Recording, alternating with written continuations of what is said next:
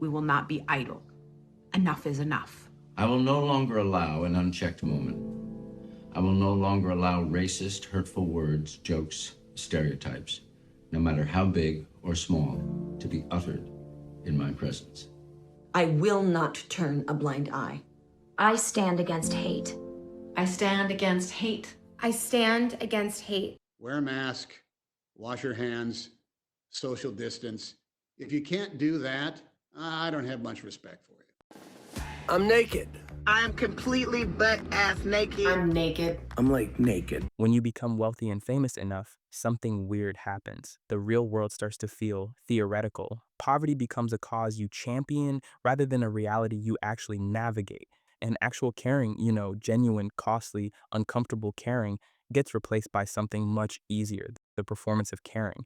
But why does this matter? Why should you care that celebrities are hypocrites, politicians lie, corporations exploit people, influencers fake everything? What makes Hollywood's particular brand of bull worth looking into?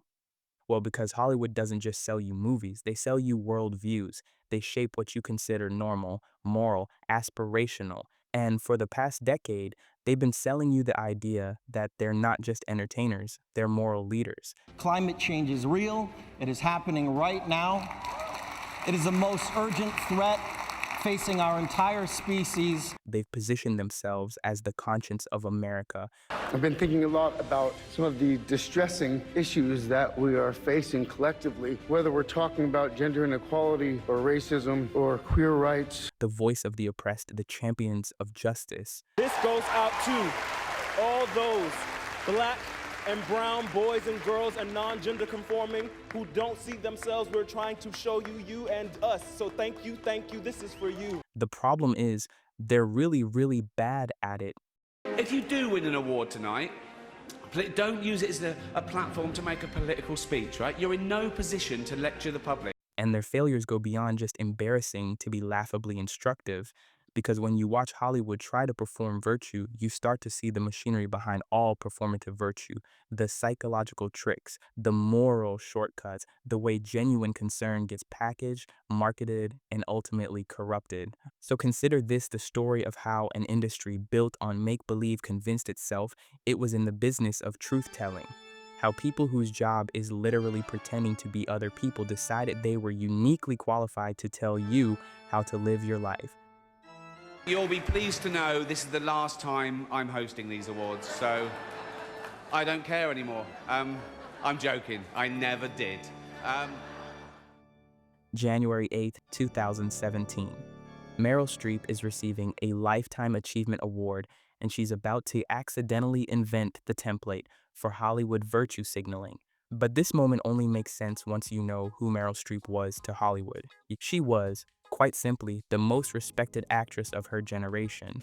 3 Oscars, 8 Golden Globes, the kind of universal acclaim that transcends politics.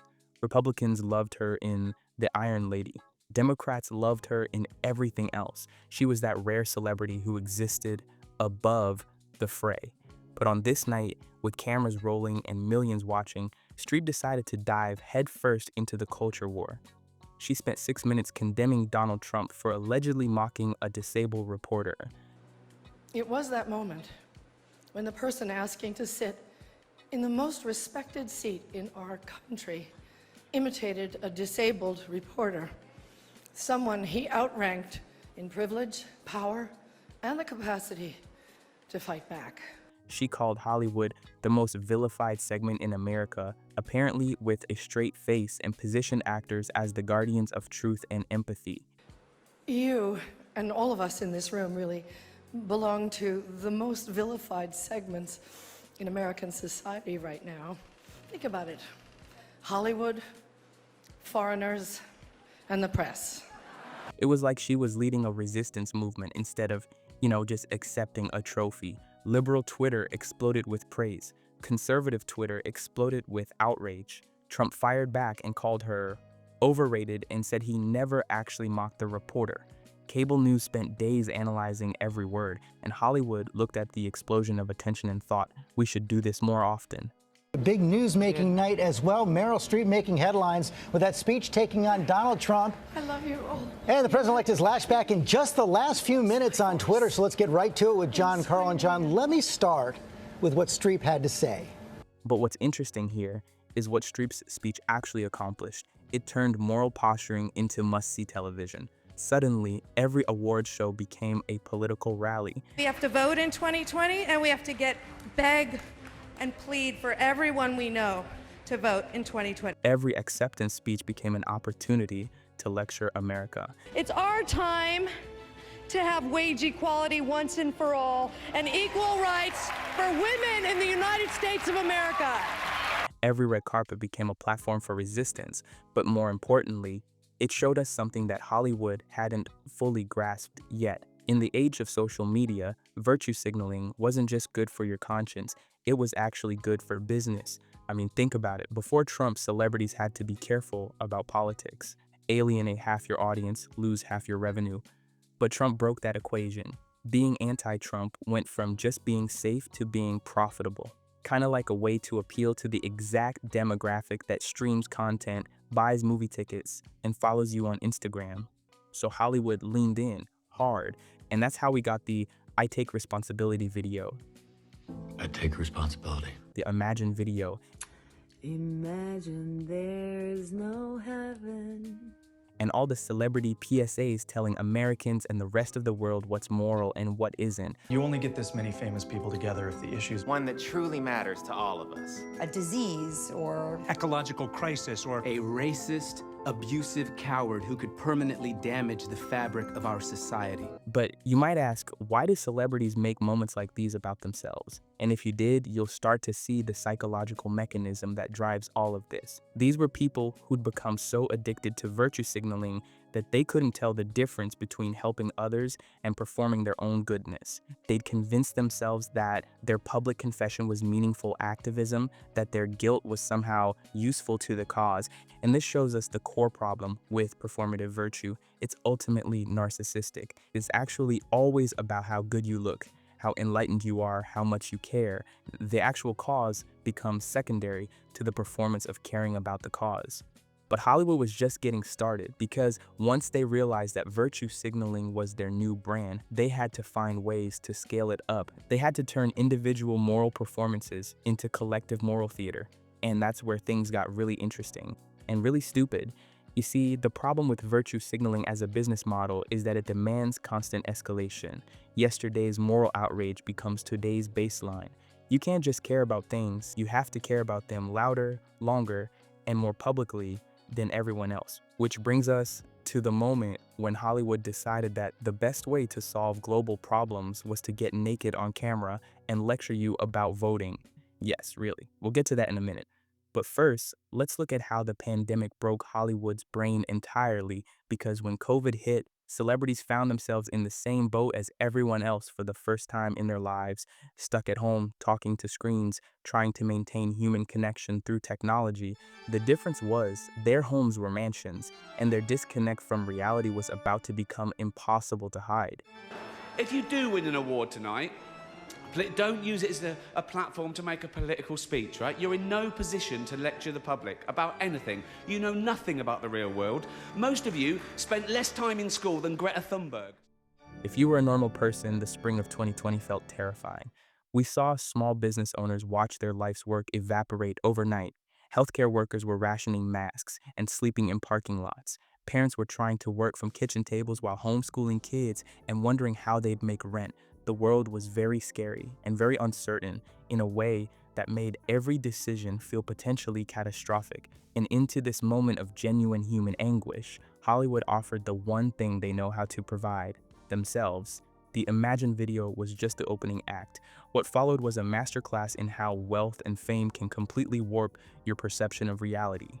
Ellen DeGeneres, broadcasting from her $27 million mansion, compared quarantine to being in jail. This is like being in jail, is what it is. It's mostly because I've been wearing the same clothes for 10 days and everyone in here is gay. You know, because when you have 8,000 square feet, a tennis court, and a staff to maintain your estate, being asked to stay home is basically solitary confinement. Madonna soaked in a rose petal bath, Yes, actual rose petals, calling COVID the great equalizer that doesn't care if you're rich or famous. That's the thing about COVID-19. It doesn't care about how rich you are. It's the great equalizer. And what's terrible about it is what's great about it. She said this while literally surrounded by symbols of inequality in a bathtub that probably cost more than most people's cars. But what actually made this different from the usual Hollywood tone deafness is that the pandemic had collapsed the distance between performer and audience in ways that made their disconnection impossible to ignore. Usually when celebrities say stupid things, they're saying them from red carpets or talk show couches, places that are obviously artificial, obviously performative. You kind of expect a certain amount of unreality. But the pandemic forced everyone into the same basic situation. The difference was, your Zoom background was your actual apartment. Theirs was a mansion. Your home workout was trying to do jumping jacks next to your couch. Theirs was a fully equipped private gym. Your family time was managing stir-crazy kids in 800 square feet. Theirs was exploring different wings of their estate. It got pretty wild. And it showed us something that Hollywood had worked very hard to obscure. They don't actually live in the same reality as their audience, like at all. And then, as if the universe had a sense of humor, celebrities started trying to address this disconnect. That's when things got truly bizarre. But again, this is what happens when virtue signaling becomes so central to your identity that you lose the ability to distinguish between performance and reality. Ellen genuinely believed her jail comparison was relatable humor, just like the Imagine video singers genuinely believed they were providing comfort. They'd become so deep in their own performance that they'd lost the ability to see themselves from the outside, but it's the psychological trap of performative virtue. When you spend enough time performing goodness, you start to confuse the performance with the real thing. When you spend enough time signaling that you care, you start to believe that the signaling itself is caring. And nowhere was this more obvious than when celebrities started getting involved in political movements they clearly didn't understand.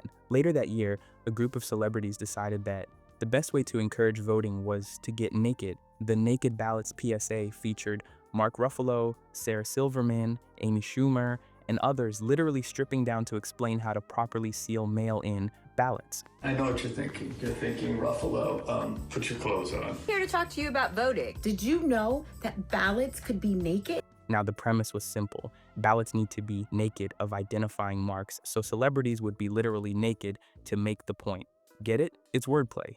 Very clever, very necessary, definitely what America needed during a global crisis. First of all, when your ballot comes, you're supposed to read the instructions. Read and follow the instructions that come with your ballot. If they say to use a black pen, use a black pen. I know that's like literally the least sexy thing a completely naked person could say, But what made the naked voting PSA so perfect as a symbol of Hollywood's virtue signaling is that revealed how desperately celebrities needed to make everything about themselves. They couldn't just say, please vote, or here's how mail-in ballots work. They had to inject their own bodies, their own celebrity, their own attention-seeking behavior into a basic civic message. It's simply impossible to spend time performing goodness that you don't lose the ability to do good without performing it. The cause becomes a vehicle for self-expression. The message becomes secondary to the messenger. The activism becomes a form of entertainment where you're both the star and the audience. But Hollywood's pandemic performance was just the warm-up act. Because while they were getting naked for democracy and philosophizing in bathtubs, they were about to face the ultimate test of their virtue signaling. Would they follow their own rules when it actually cost them something? Last one, come on guys. Our next presenter starred in Netflix's Bird Box, a movie where people survive by acting like they don't see a thing. Sort of like working for Harvey Weinstein. You did it, I didn't, you did it. Shut the fuck up. Maybe the question is, why is it taking the United States of America so long to get a female leader? But maybe Kamala Harris at some point. Maybe Kamala Harris. September 19, 2021, the Emmy Awards, the first major Hollywood gathering since the pandemic began. For 18 months, celebrities had been America's self-appointed COVID police. They shamed politicians who didn't take restrictions seriously enough.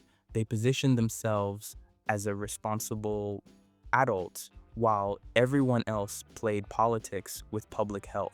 Mark Ruffalo tweeted constantly about following science and, of course, slammed politicians for their thoughts on the pandemic.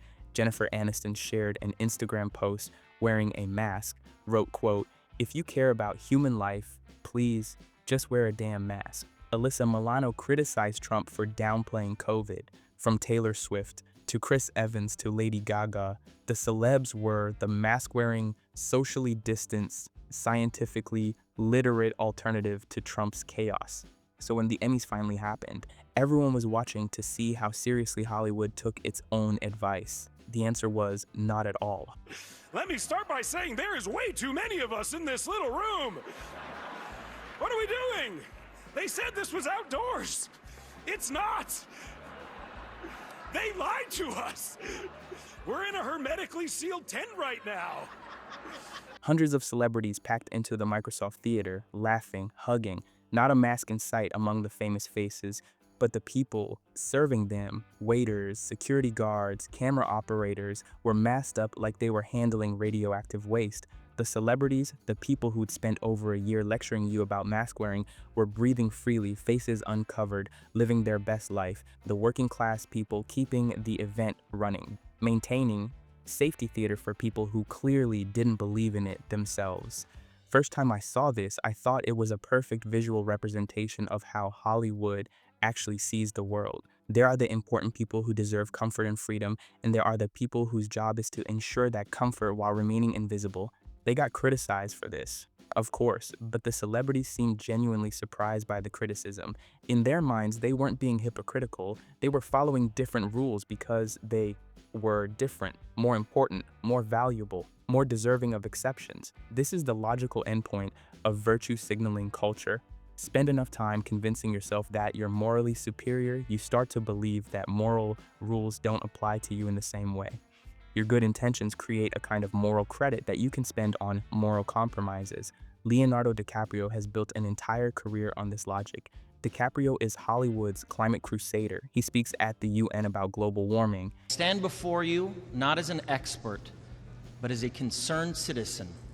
One of the 400,000 people who marched in the streets of New York on Sunday, and the billions of others around the world who want to solve our climate crisis. He produces documentaries about environmental destruction. I admire your optimism. Yeah. But you start to look at the science, look at what's going on in the Antarctic, and scientists saying that there are sections of ice that guarantee 4 to 6 meters of ocean level rise, which will be catastrophic for the future. He even starred in Don't Look Up, a movie about people ignoring climate disasters. His environmental activism is so central to his public image that it's almost impossible to imagine DiCaprio without thinking about melting ice caps. But DiCaprio burns through private jet fuel like it's going out of style. He once flew 8,000 miles on a private jet to accept an environmental award. It would feel like satire if it wasn't actually true, but it's just Tuesday for someone who's convinced himself that raising awareness justifies any personal behavior. And DiCaprio isn't even unique. In 2019, 114 private jets descended on Sicily for a climate summit featuring DiCaprio, Katy Perry, Prince Harry, and other environmental warriors. They came to discuss reducing carbon emissions while producing more emissions in one weekend than most people generate in a decade. The beautiful thing about this level of cognitive dissonance is that it's completely transparent. These people genuinely don't see the contradiction. In their minds, they're raising awareness, so the private jets are justified. They're starting important conversations, so the hypocrisy doesn't matter. As long as they have good intentions, the actual results are irrelevant. They actually believe that good intentions not only excuse bad behavior, but actually transform bad behavior into good behavior. In their minds, the private jet is a necessary tool for environmental activism, the Mansion platform for social justice. The hypocrisy is just complicated moral leadership that simple people like us can't understand. But what DiCaprio and his fellow climate activists didn't account for is that the internet never forgets, and people are getting really good at tracking private jets. Kylie Jenner once posted a photo with 2 private jets asking, quote, "You want to take mine or yours," and then took a 17-minute flight that could have been a 40-minute drive. Flight tracking Twitter accounts documented every ridiculous short hop, Drake taking an 18-minute flight, Taylor Swift's jet making more trips in a month than most people make in a year, And suddenly, the gap between what celebrities said and what they did wasn't just visible, it was quantifiable. You could measure their hypocrisy in metric tons of CO2. Every incident chipped away at Hollywood's moral authority. But more than that, every incident showed the same pattern: celebrities who demand sacrifice from you while refusing to make any sacrifices themselves. It's like they discovered that moral performance could actually function as indulgences in the old Catholic sense. The more you publicly confess your commitment to virtue, the more private vice you can afford. And that's when you realize what Hollywood virtue signaling really is. It's not about making the world better. It's about maintaining a hierarchy where celebrities get to live like kings while they lecture everyone else about living like peasants. The environment needs saving, but not if it means flying commercial. Democracy needs protecting, but not if it means giving up the attention that comes from naked PSAs. Every cause becomes a costume they can wear to the next award show. Every crisis becomes content for their next Instagram post. Every movement becomes a vehicle for their personal brand. That's it. Good night. Thank you. Please donate to Australia. Have a great time. Get drunk. Take your drugs. Hollywood has spent the last decade trying to position itself as America's moral conscience. They've claimed the right to lecture you about how to vote, how to live, how to think about complex social issues. They've made their political opinions into marketing campaigns and their moral positions into brand identities. But their credibility was built on a lie. They're not more enlightened than you. They're not more ethical than you. They're not even more consistent than you. They're just richer than you. And once people figured that out, the whole game changed, because performative virtue only works if your audience believes in your performance. Once they start seeing the strings, once they start noticing the gap between what you say and what you do, once they start tracking your private jets and screenshotting your contradictions, the magic dies. And that's exactly what's happening to Hollywood right now. The audience is walking out mid-performance, and it's not because they don't care about the issues Hollywood claims to care about, but because they figured out that Hollywood doesn't really care either. They're just pretending, and they're not even good at pretending anymore. That's the real tragedy of Hollywood's virtue signaling era. They wanted to be moral leaders, and they ended up being moral cautionary tales. They wanted to inspire change, and they ended up inspiring cynicism. They wanted to show America what caring looked like, and they ended up showing America what pretending to care looks like. The performance isn't over, but the reviews are in, and they're not good.